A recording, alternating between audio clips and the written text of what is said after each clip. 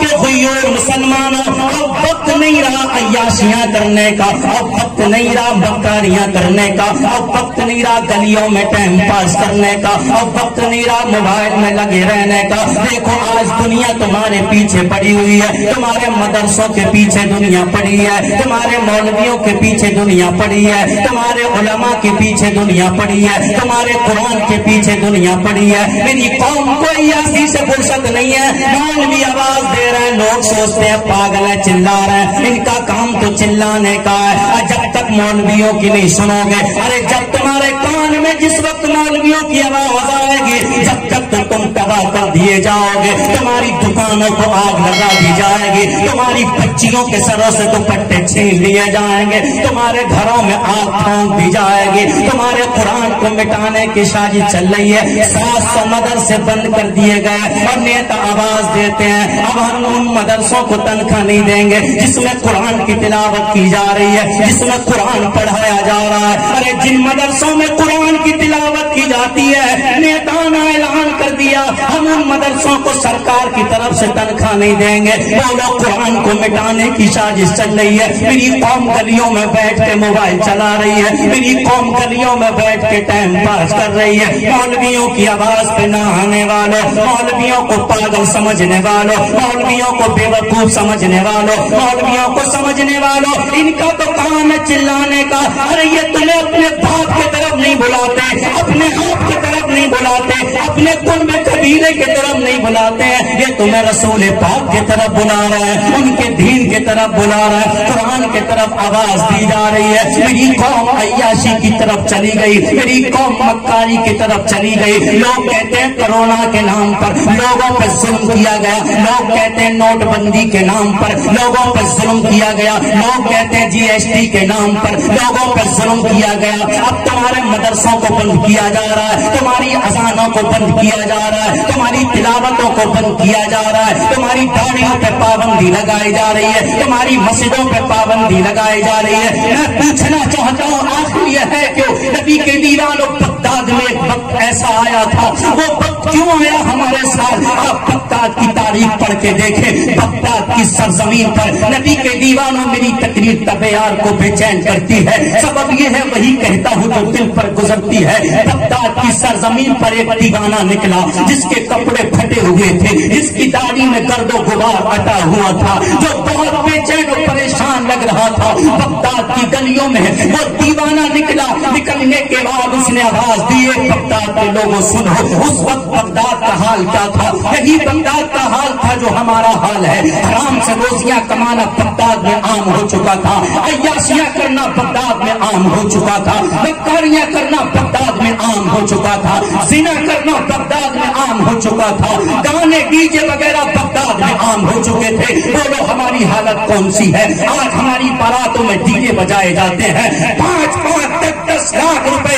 ان نچنیوں پہ میری قوم کے نوجوان بیٹھ بیٹھ کے لے کے ڈال دیتے ہیں۔ ارے وہ قوم کا پیسہ جو مدرسوں میں خرچ ہونا تھا، وہ قوم کا پیسہ نچنیوں پہ لٹایا جا رہا ہے۔ وہ قوم کا پیسہ جس سے غریب بچیوں کی شادیاں کرنا تھی، وہ قوم کا پیسہ نچنیوں پہ لٹایا جا رہا ہے۔ وہ قوم کا پیسہ جس سے یتیم بچوں کو تعلیم دلانا تھی، وہ قوم کا پیسہ آج نچنیوں پہ خرچ کیا جا رہا ہے۔ 70 سال کا بڈھا نوٹوں کی گڈی لے کے نچنیوں پہ لٹاتا ہوا فخر محسوس کر رہا ہے۔ 50 سال کا انسان کھڑا ہوا اسٹیج پہ نچنیوں پہ پیسہ لٹاتا ہوا فخر محسوس کر رہا ہے۔ میری قوم کا جوان 5 لاکھ 3 لاکھ 5 لاکھ 10 لاکھ کوئی فکر نہیں ہے لیتا ہے اور نچنیوں پہ لٹا رہا ہے، فخر سے کہہ رہا ہے آج مجھ سے بڑا پیسے والا کوئی نہیں ہے، ابھی تجھ سے بڑا مہنگا دنیا میں کوئی نہیں ہے۔ نچنیوں پہ لٹانے والوں اپنے پیسے کی نہیں دکھا رہے ہو، پیسے والا وہ نہیں ہے جو نچنیوں پہ پیسہ لٹاتا ہے،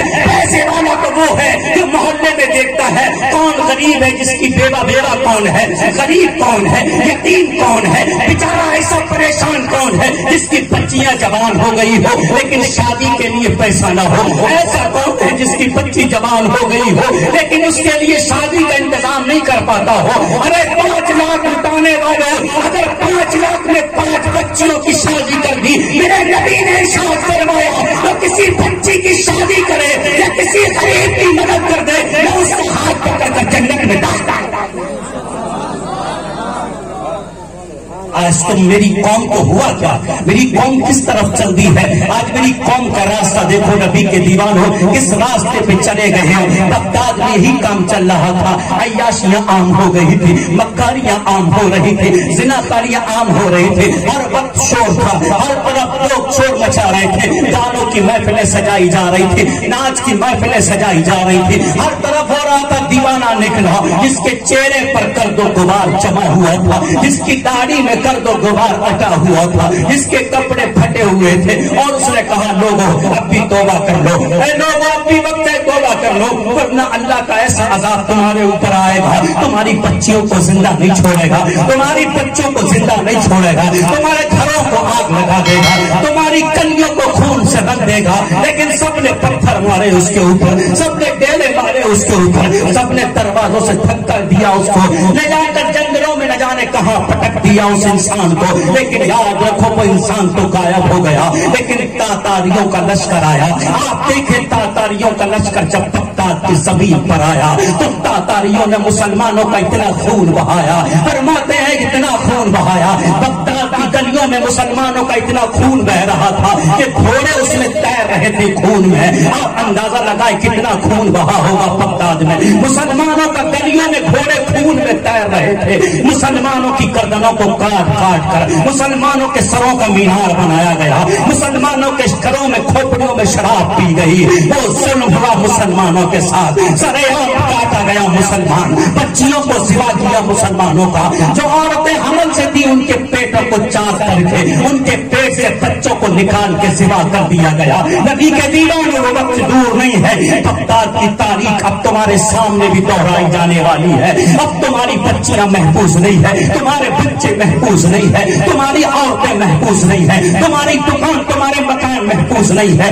تمہارے مساجد و مدارس محفوظ نہیں ہے, تمہارے علماء محفوظ نہیں ہے. اور علماء جب آواز دیتے ہیں ادھر قریب آ جاؤ, میری قوم کہتی ہے چلانے دو, چلا رہا ہے, علماء آواز دیتے ہیں ادھر آ جاؤ, میری قوم کہتی ہے آواز دینے دو, ان کا کام آواز دینے کا ہے. کہیں ایسا نہ ہو جب تمہارے خون میں گھوڑے دوڑنے لگے, جب تمہارے خون میں گھوڑے تیرنے لگے, جب تمہاری بچیوں کے سروں سے دوپٹے چھیننے لگے, جب تمہارے گھروں میں آگ لگنے لگے, جب تمہارے جوانوں کی لاش پر گھوڑے دوڑنے لگے, تب ان علماء کی کانوں, ان علماء کی آواز جب تمہارے کانوں میں ٹکرائے گی تب کوئی فائدہ نہیں ہوگا, جب تم چلاؤ گے تب کوئی فائدہ نہیں ہوگا, جب تم آواز دو گے تب کوئی فائدہ نہیں ہوگا. اب وقت آ گیا ہے,